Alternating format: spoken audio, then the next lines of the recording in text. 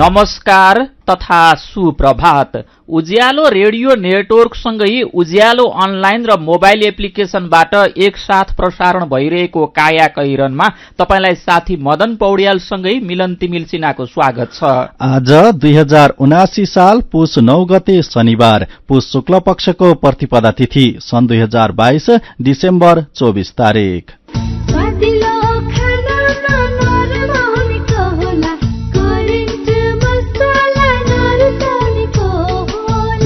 काया कैरनको साथमा करेन्ट मसला र करेन्ट चिया, स्वादको झट्का।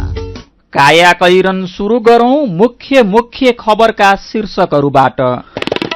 नयाँ सरकारको पहिलो प्रधानमन्त्रीमा देउबा र प्रचण्डको अडान कायमै, सहमति खोज्न दोस्रो तहका नेताहरू पनि दौडधूपमा। बलात्कार पीड़ितलाई बयान फेर्न लगाएर दोषीलाई उन्मुक्ति दिने घटना बढ्दै, बयान फेर्नुपर्ने पीड़ितको बाध्यतालाई इजलासले वास्ता नगर्दा पीड़ित नै दण्डित हुने अवस्था। सुगम र दुर्गमका नगरपालिकामा विभेद हुने गरेको जनप्रतिनिधिको गुनासो, संघ र प्रदेशबाट समान व्यवहारको अपेक्षा। हामीलाई अलि अप्ठ्यारो हुन्छ, त्यो हिसाबले हाम्रो मन्त्रालयले, संघले, प्रदेशले पनि समान व्यवहार गर्नु पर्यो। चीनको बेजिङमा कोरोना संक्रमण बढ्दै, जाडोमा श्वास प्रश्वास सम्बन्धी रोगको प्रकोप हुने भएकाले संक्रमण फैलिन थालेको विज्ञको भनाई। र पहिलो संस्करणको नेपाल टी20 लीग आजदेखि शुरू हुँदै, उद्घाटन खेलमा पोखरा र काठमाडौँ खेल्दै। सिमेन्ट जगतमै पहिलो पटक सर्वाधिक उपहार स्क्वाश कार मार्फत स्योर शटमा 5 करोड नगददेखि सुनको सिक्रीसम्म, मासिक र मेगा लकी ड्रमा 5 किलो सुन, 16 किलो चाँदी, हिराको औँठीहरू, थाइल्याण्ड भ्रमण तथा हेली टुर।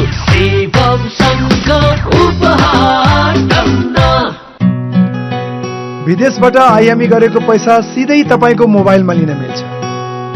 अहिलेको अवस्थामा बाहिर गएर पैसा निकाल्न त्यति सजिलो छैन।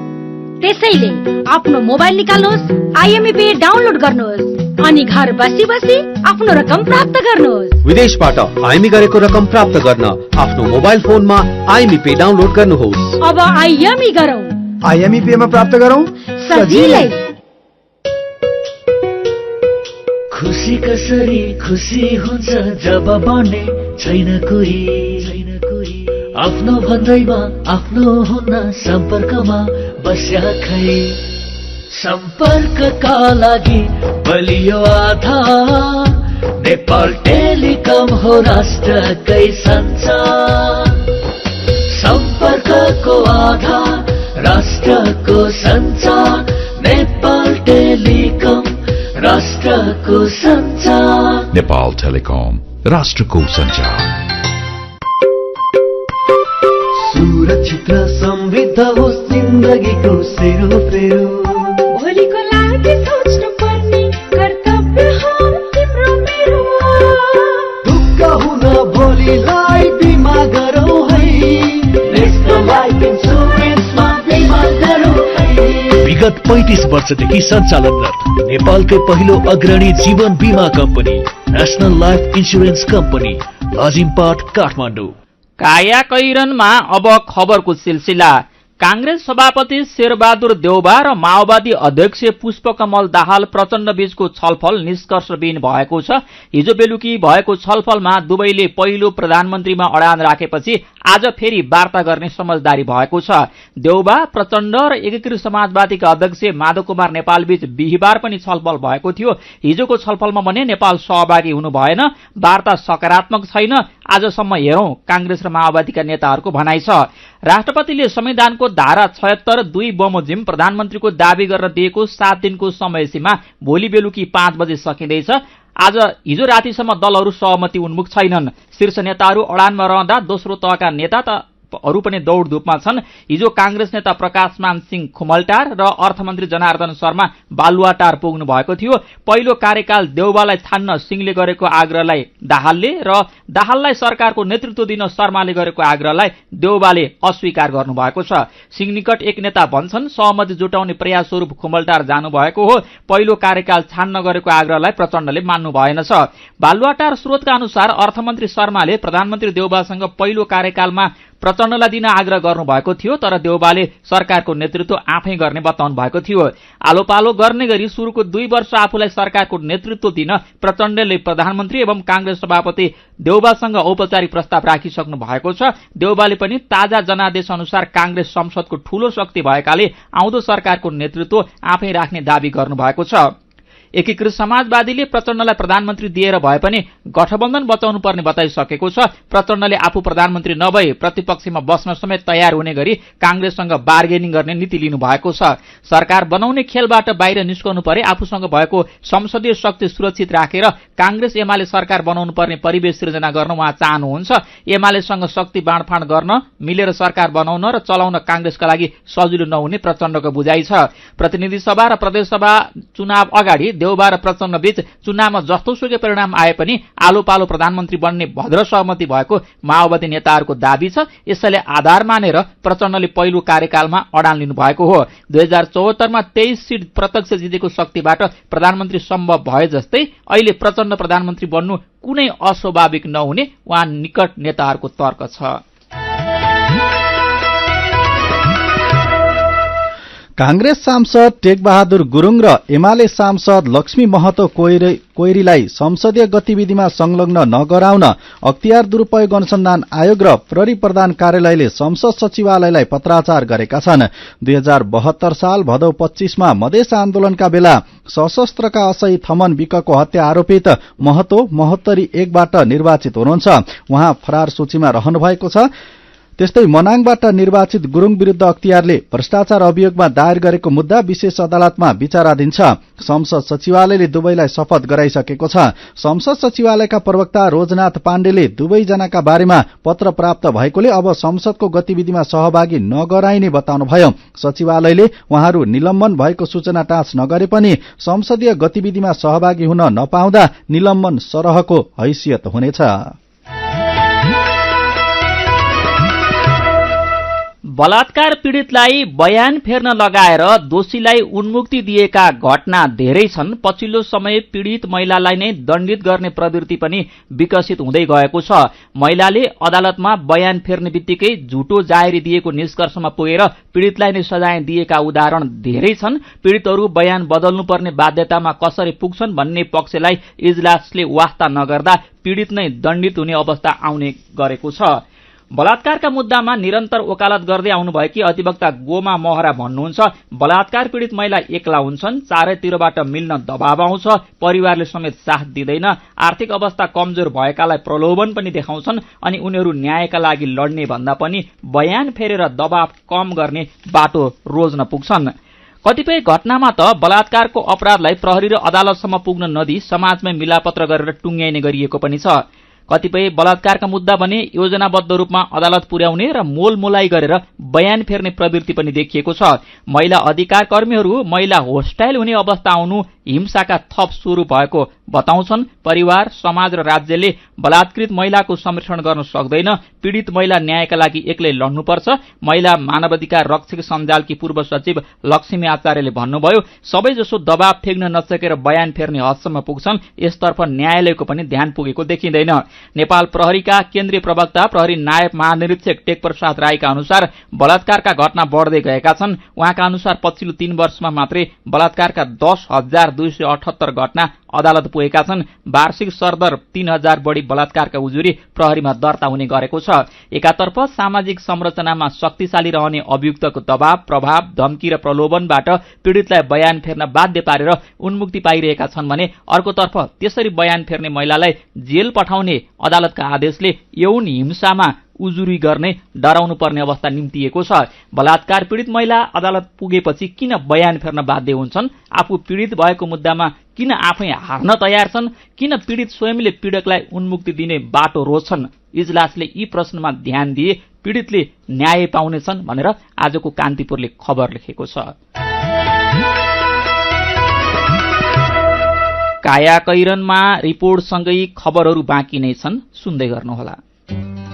भिजिट भिसामा विदेश जाने अनि विदेश पुगेपछि उतै काम गर्न खोज्ने हजारौं नेपाली त्यहाँ अनेक समस्यामा परेको खबर तपाई हामी दिनदिनै सुन्छौं, पढ्छौं।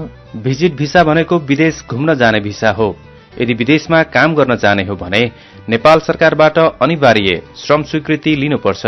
श्रम स्वीकृति नलिई विदेश गएर काम गर्दा विदेशमा समस्या परे सरकारको सहयोग त पाइन्न नै, क्षतिपूर्ति, न्याय, उद्धार, बीमा जस्ता सेवा र सुविधा पनि पाइँदैन। एकपल्ट श्रम स्वीकृति लिएर विदेश गएपछि नवीकरण अचेल विदेशबाट पनि गर्न सकिन्छ। काम गर्ने उद्देश्यले विदेश जाँदा सिप सिकेर जाने देश कुन हो, गर्ने काम के हो, पाउने तलब कति हो भन्ने बुझेर मात्रै जानुपर्छ। सम्झौं र बुझौं, काम गर्न विदेश जाँदा भिजिट भिसामा होइन, श्रम स्वीकृति लिएर मात्र जाउँ। सार्वजनिक हितका लागि सामीद्वारा जारी सन्देश। सामी नेपाल सरकार र स्विस सरकार विकास सहयोग एसटीसी को संयुक्त पहलमा सञ्चालित कार्यक्रम हो। यो कार्यक्रम श्रम, रोजगार तथा सामाजिक सुरक्षा मन्त्रालय र 156 स्थानीय सरकारको नेतृत्व तथा हेल्वेटास नेपालको प्राविधिक सहयोगमा सञ्चालित छ।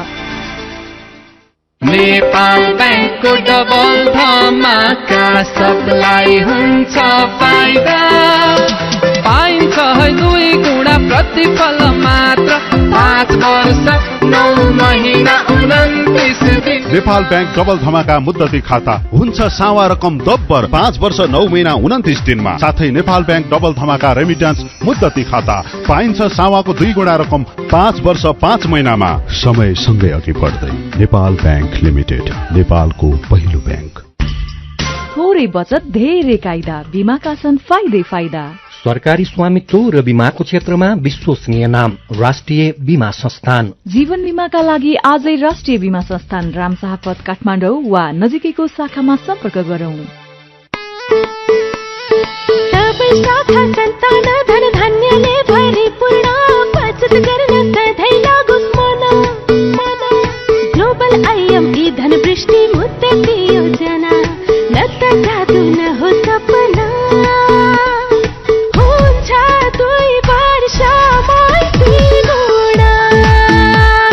हजुर, ग्लोबल आयामी धनवृष्टि मुद्दती योजना निरन्तर बचत गर्ने बानीलाई प्रोत्साहन गर्दै प्रारम्भिक रकमको 10% त्रैमासिक रूपमा अन्तिम त्रैमास बाहेक जम्मा गर्दा प्रारम्भिक रकमको 2 गुणा 2 वर्षमै प्राप्त गर्न सकिने। ग्लोबल आयामी बैंक, सबैका लागि बैंक।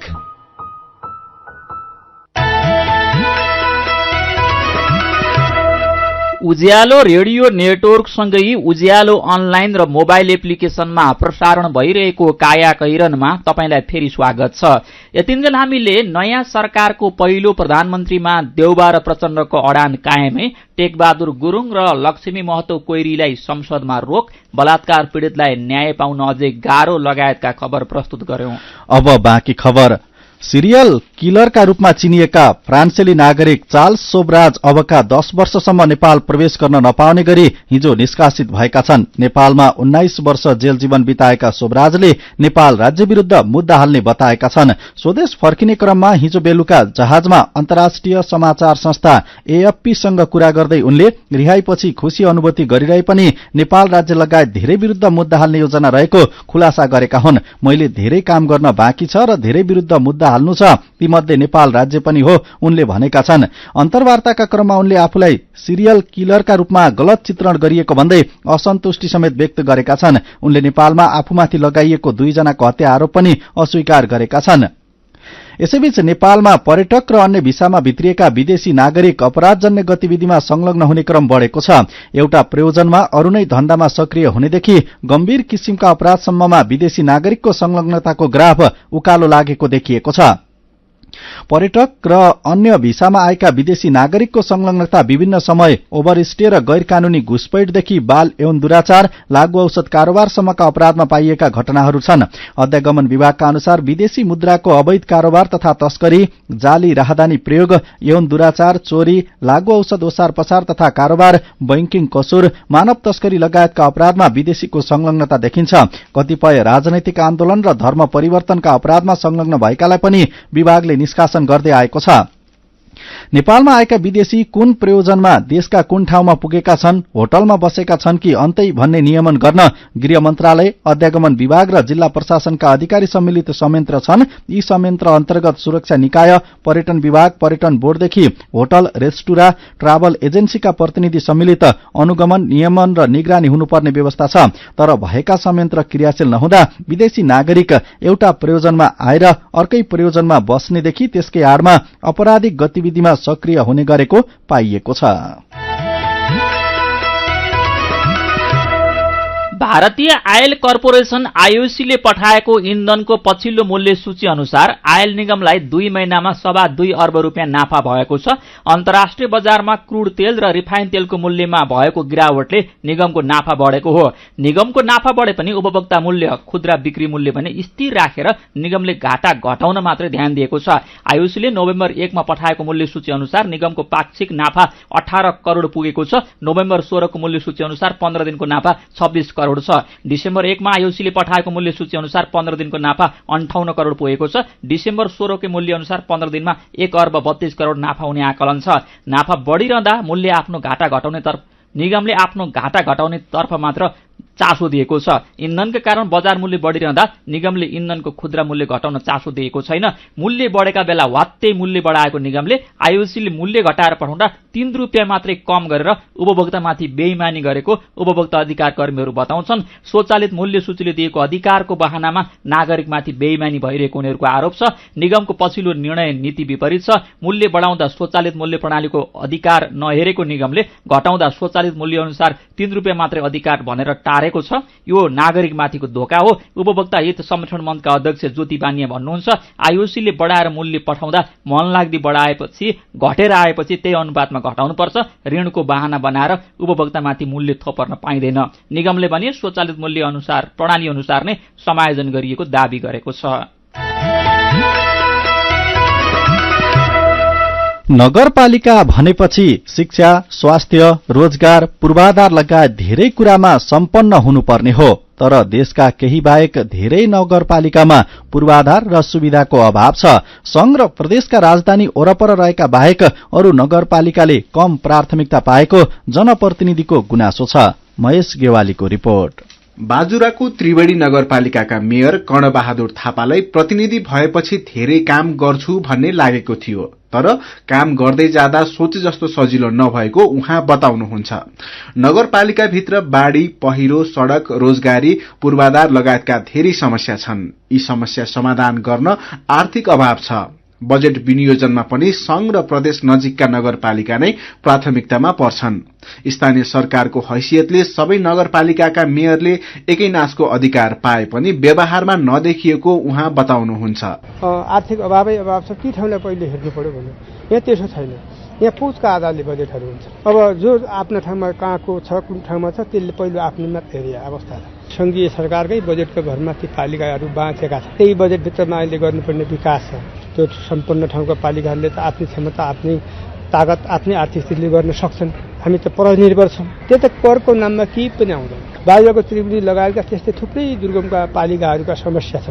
तिनले कसरी उठाउने? सप्तरीको शम्भुनाथ नगरपालिकाको फुसको छाना हटाउने, शिक्षा र स्वास्थ्यको क्षेत्रमा सुधार गर्ने लगायतका धेरै योजना छन्, तर बजेट अभाव नै समस्या बनेको छ। दूर दराजका नगरपालिका र अरू नगरपालिका बीच समान व्यवहार छैन भन्नुहुन्छ शम्भुनाथ नगरपालिकाका मेयर जितेन्द्र प्रसाद गुप्ता। यहाँ मन्त्रालयसँग जुरेका नजदिकी भएका उहाँहरू चाहिँ बढी चाहिँ रकम चाहिँ चलाउन पाउनुहुन्छ। हामीले अलि अप्ठ्यारो हुन्छ। त्यो हिसाबले हाम्रो मन्त्रालयले, संघले, प्रदेशले पनि समान व्यवहार गर्नु पर्यो। तर अब जो जहाँ नजदिक हुन्छ, कसको पहल कसरी हुन्छ त्यो हिसाबले पनि पाउँछ। अब हामी डकुमेन्ट पनि पुर्याइदिएका छौँ, हामीले बजेट नपाउँदा त्यस्तोमा दुःख लाग्छ। बैतडीको पाटन नगरपालिकाका उपमेयर कमल सिंह बोहरा पनि अधिकार र कार्यक्षेत्र समान भए पनि सुगम र दुर्गमका नगरपालिकालाई संघ र प्रदेशले भेदभाव गरेको गुनासो गर्नुहुन्छ। केन्द्रमा बसेर बनाइने नीति नियमले दूरदराजका नगरपालिकाको आवश्यकता समेटेको हुँदैन। त्यसैले दुर्गमका नगरपालिकाको विकासका लागि नीति बनाउँदा सबै नागरिकको आवश्यकतामा आधारित हुनुपर्ने उहाँको भनाइ छ। काठमाडौँमा बसेर काठमाडौँको फर्मुलालाई हेरेर अनि काठमाडौँको खेतीलाई हेरेर या धनगढीको या विराटनगरको खेतीलाई हेरेर पहाडको क्षेत्रमा त्यो नीति बनाउँदै गर्दा त्यसले राम्रोसँग मेल खाएको लाग्दैन। धरातलमा गएर त्यहाँको कसरी बाँच्छन् त त्यहाँको जनता, कृषिमा के गर्छन्, फलफुलमा के गर्छन्, जडीबुटीमा के गर्छन् लगायतका कुराहरू, पहुँच कम छ, जनसङ्ख्या कम छ, त्यहाँ चाहिँदैन भनेर बजेटै नदिनु भने विकास त त्यहाँ कहिले पनि हुँदैन। जे आवश्यकता त्यहाँ छ त्यहीलाई आधार मानेर गरेको भए हुन्थ्यो। दुर्गम क्षेत्रमा गर्नुपर्ने काम धेरै छन्। यसको लागि सबै तहको सरकारबीच समन्वय र तालमेलको आवश्यकता पर्छ। कुनै पनि तहको नीति नियम बनाउँदा सम्बन्धित पालिकाको आवश्यकता अनुसार नै बनाउनु पर्छ र त्यसै अनुसारको प्राविधिक र विज्ञहरू खटाउनु पर्छ भन्नुहुन्छ खोटाङको दिक्तेल रूपाकोट मजुवागढी नगरपालिकाका उपमेयर बिशन राई। भूगोलको विशिष्टताको आधारमा त्यसको उत्पादन सम्बन्धहरू फरक छ, त्यहाँको चाहिँ जीवनको दिनचर्याहरू फरक छ, जीवनशैलीहरू फरक छ हैन, आर्थिक सम्बन्धहरू फरक छ, सबै चिजहरू फरक छ। कतिपय चिजहरू चाहिँ यहाँको आधारमा त्यहाँ दुर्गमताहरू छ, अप्ठ्याराहरू छ, तर आफ्नो विशिष्टताको आधारमा यसको पहिचान गरेर त्यसको चाहिँ सम्भाव्यताहरू खोजेर अगाडि बढियो भने त्यो चाहिँ उपयुक्त हो। कायाकैरनमा मेरो पनि भन्नु छ र कार्टुनसँगै खबरको सिलसिला बाँकी नै छ, सुन्दै गर्नुहोला। होइन हो दाजु भाउजू, खुसी हुँदै कस्तो नाचे। हामीलाई त तेरा भन्दा धेरै सुविधा भा, मुक्तिनाथ आशीर्वाद बचत खाता खोलेर होइन के छ र यसमा त्यस्तो खुसी भइरहे? सर्वाधिक ब्याज दर निशुल्क डेबिट कार्ड छ यसमा, मोबाइल ब्याङ्किङ अनि गजबको बिमा, खातामा बिमा हो नि अब खुसीको छैन कुनै सीमा, बचत खातामा 1 करोड 1 लाखसम्मको बिमा हो। हजुर, अब मुक्तिनाथ आशीर्वाद बचत खातामा पाउनुहोस् 1 करोड 1 लाखसम्मको बिमा, साथै आकर्षक ब्याज दरसँगै निशुल्क भिसा डेबिट कार्ड, निशुल्क मोबाइल ब्याङ्किङ अनि 13 अन्य ब्याङ्किङ सुविधाहरूमा छुट। अब खुसीको छैन कुनै सीमा, बचत खातामा 1 करोड 1 लाखसम्मको बिमा। मुक्तिनाथ विकास बैंक, जनता बैंकमा होइन, बैंक जनतामा जानु पर्दछ। गाउँको उत्पादन शहरमा, रैथाने खाना घर घरमा, पञ्चगुणीय तत्त्वले भरिपूर्ण रैथाने कृषि खाद्य वस्तु तथा सामग्रीहरू कृषकहरूबाट संकलन तथा प्रशोधन गरी काठमाडौँ उपत्यका भरि सहज रूपमा होम डेलिभरी भइरहेको कुरा सहर्ष जानकारी गराउँदछौं। सम्पर्क तथा जानकारीका लागि रैथाने एग्री प्रोडक्ट्स नेपाल प्राली, चप्पल कारखाना, Maharajganj, Kathmandu. Phone number 01 40 15 658 40 15 662, mobile number 98 434 21 743 र 98 550 45 242। रैथानेलाई तपाईले मोबाइल एपको लागि RAITHAANE रैथाने टाइप गरेर वा वेबसाइट www.raithanenepal.com मा गएर पनि भेट्न सक्नुहुनेछ।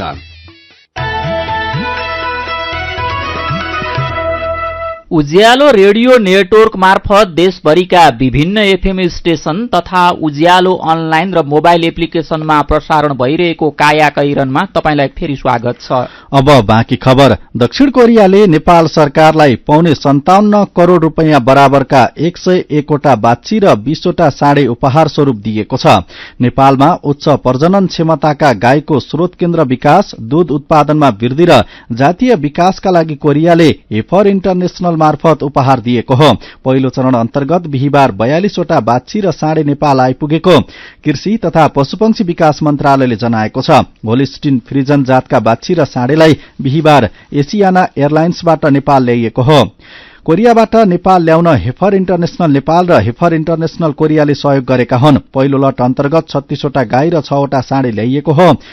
होलिस्टन जातका 18 करोड 9 लाख बराबरका 57 वटा बाछी र 6 वटा साँडे नेपाल आइपुगेका छन्। समग्रमा बाँकी बाछा र साँडे पुस 13 सम्म आइपुग्नेछन्। एउटा बाछीको मूल्य $3000 र एउटा साँडेको मूल्य $2 लाख पर्ने हेफर इन्टरनेशनल नेपालका संचार प्रबन्धक प्रवीण गुरुङले बताउनु भएको छ। कोरिया सरकारबाट प्राप्त बाछी मध्ये किसानलाई 81 वटा वितरण गरिनेछ, बाँकी सरकारलाई नै हस्तान्तरण गरिने हेफर इन्टरनेशनल नेपालका संचार प्रबन्धक प्रवीण गुरुङले जानकारी दिनुभयो। मेरो पनि भन्नु छ। काठमाडौँको त्रिपुरेश्वरमा पासपोर्ट बनाउने तथा लिनेहरूले शास्ति भोगेको खबर उज्यालो अनलाइनमा पढेर अरुण थापा मगरले लेख्नु भएको छ। अस्ति भर्खर सकिएको चुनावमा नेताहरू ठूला ठूला भाषण गर्दै थिए। देशको अवस्था भने यस्तो छ। सरकारी निकायबाट जारी हुने प्रमाणपत्र लिन प्रक्रिया पुर्याएर जाँदा पनि यस्तो शास्ति पाउने अवस्था कहिले रोकिएला? यही विषयमा परशुराम पौडेल लेख्नुहुन्छ, पासपोर्ट बनाउन लाइनमा बसेकाहरू धेरैजसो श्रम बेच्न विदेश जान चाहेकाहरू हुन्। देशमै रोजगारी प्राप्ति वा स्वरोजगारको अवसर हुने हो भने कति राम्रो हुन्थ्यो। पसिना बेच्न पढाइ भूमिमा जान चाहिने सरकारी कागजात बनाउन पनि यस्तो शास्ति छ। कमल खनाल पासपोर्ट बनाउने काममा बिचौलियाहरूको बिगबिगी छ भन्दै लेख्नुहुन्छ, प्रक्रिया पुर्याएर फार्म भर्दा पालो आउन झण्डै 1 महिना लाग्छ। तर बिचौलियाहरूले रकम लिएपछि केही दिनमै पालो मिलाइदिन्छन्। यस्तो कुरा सरकारले रोक्नु पर्दैन? बाँदर आतंक रोक्न माग गर्दै खोटाङको जन्ती ढुङ्गाका किसानले गाउँपालिकालाई ज्ञापन पत्र बुझाएको खबर उज्यालोमा पढेर पार्वत कार्की लेख्नुहुन्छ, सुन्नेलाई रमाइलो होला तर यो किसानहरूको ठूलो समस्या हो। खोटाङ मात्र होइन, देशका धेरै ठाउँमा समस्या छ। अनि बस्तीहरूमा बाँदरसँगै अरू जनावर र मानिसको द्वन्द्व बढ्दै गएको छ भन्दै भूमिका घिमिरे लेख्नुहुन्छ, जनावर संरक्षणका कुरा गर्नेहरूले मानिसलाई परेको असरबारे कम ध्यान दिएको पाइन्छ। विचारको लागि तपाईंलाई धन्यवाद। मेरो पनि भन्नु छ। मेरो पनि भन्नु छ प्रस्तुत गर्दै हुनुहुन्थ्यो साथी भोजेन्द्र बस्नेत। काया कैरनमा अब विदेशको खबर। चीनको बेजिङमा कोरोना संक्रमण बढ्दै गएको छ। केही दिनदेखि राजधानी बेजिङ सहित ठूला शहरमा संक्रमण बढेको छ। कोरोना भाइरसको रोकथाम तथा नियन्त्रणका लागि लागू गरिएका प्रतिबन्ध हटाइएको 2 हप्तापछि चीनमा फेरि महामारी बढ्न थालेको हो। चीनमा कोरोना रोकथामका लागि लागू भएका प्रतिबन्ध विरुद्ध प्रदर्शन भएपछि प्रतिबन्ध फुकुवा गरिएको थियो। विश्व स्वास्थ्य संगठन WHO ले पछिल्लो समय चीनका अस्पताल संक्रमितले भरिन थालेका समेत जनाएको छ। जाडोयाममा श्वास प्रश्वास सम्बन्धी संक्रामक रोगको प्रकोप बढी हुने गरेकाले बेजिङमा कोभिडको गम्भीर संक्रमण बढ्दै गएको स्वास्थ्य विज्ञले बताएका चिनिया समाचार संस्था सिन्हुवाले जनाएको छ। बेजिङ अस्पतालका श्वास प्रश्वास तथा क्रिटिकल केयर मेडिसिन विभागका प्रमुखका अनुसार ओमिक्रोन भेरिएन्टको संक्रमणपछि केही पाका उमेरका बिरामीमा गम्भीर समस्या देखिएको छ।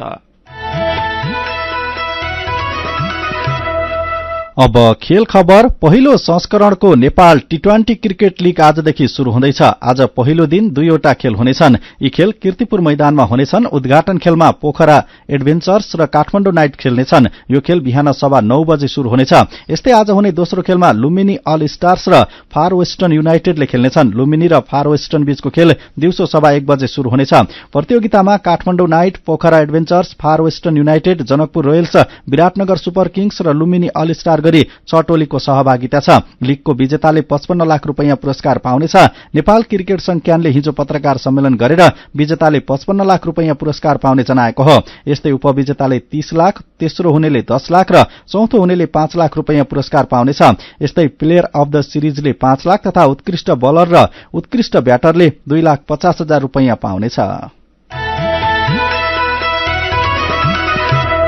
काया कैरनमा अब केही खबर संक्षेपमा। आज तोल लोसार मनाइँदैछ। डोल्पा, मुगु, मनाङ, हुम्ला, जुम्ला लगायतका हिमाली जिल्लामा हरेक वर्ष पुष शुक्ल प्रतिपदाको दिन यो पर्व मनाइने गरिन्छ। तोल लोसारलाई सबैभन्दा पुरानो लोसार मानिन्छ। राष्ट्रपति विद्यादेवी भण्डारीले सामाजिक सञ्जालले पत्रकारिता छायामा परेको बताउनु भएको छ। सुर्खेतको वीरेन्द्रनगरमा हिजो शुरू नेपाल पत्रकार महासंघको केन्द्रीय साधारण सभालाई सम्बोधन गर्दै उहाँले डिजिटल मिडियाको प्रभाव पत्रकारितामा परेको बताउनुभयो। पत्रकारितामा आचार संहिता पालना आवश्यक देखिन्छ। विचार र अभिव्यक्ति स्वतन्त्रताको सम्मान भने राज्यले गर्नुपर्छ उहाँले भन्नुभएको छ। नेपाली नागरिकको समग्र वित्तीय साक्षरता अत्यन्त कमजोर देखिएको छ। पछिल्लो समय नेपालमा वित्तीय क्षेत्र व्यापक रूपमा विस्तार भएको छ। राष्ट्र बैंकले हालै सार्वजनिक गरेको वित्तीय साक्षरता सम्बन्धी सर्वेक्षण प्रतिवेदन अनुसार धेरै नेपाली अनुत्तीर्ण छन्। प्रतिवेदन अनुसार सर्वेक्षणमा सहभागी 27.5% मात्रै वित्तीय साक्षरताको न्यूनतम अंक प्राप्त गरेका छन्। वित्तीय साक्षरतामा उत्तीर्ण हुन न्यूनतम 66% अंक ल्याउनुपर्छ। तर राष्ट्र बैंकको सर्वेक्षणमा नेपालीको प्राप्त औसत अंक 57.9% मात्र रहेको आजको नयाँ पत्रिका दैनिकले खबर लेखेको छ।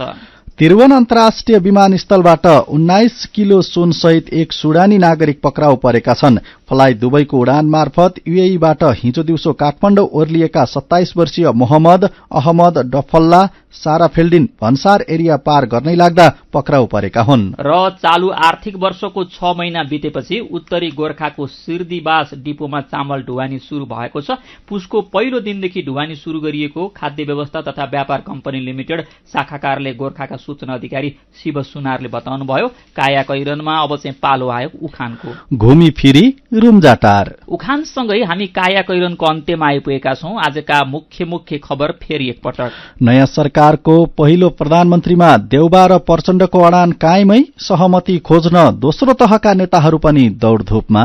बलात्कार पीडितलाई बयान फेर्न लगाएर दोषीलाई उन्मुक्ति दिने घटना बढ्दै बयान फेर्नुपर्ने पीडितको बाध्यतालाई इजलासले वास्ता नगर्दा पीडित नै दण्डित हुने अवस्था। सुगम र दुर्गमका नगरपालिकामा विभेद हुने गरेको जनप्रतिनिधिको गुनासो, संघ र प्रदेशबाट सम्मान व्यवहारको अपेक्षा। चीनको बेजिङमा कोरोना संक्रमण बढ्दै जाडोमा श्वास प्रश्वास सम्बन्धी रोगको प्रकोप हुने भएकाले कोरोना संक्रमण फैलिन थालेको विज्ञको भनाई। र पहिलो संस्करणको नेपाल टी20 लीग क्रिकेट आजदेखि शुरू हुँदै उद्घाटन खेलमा पोखरा र काठमाडौँ खेल्दै।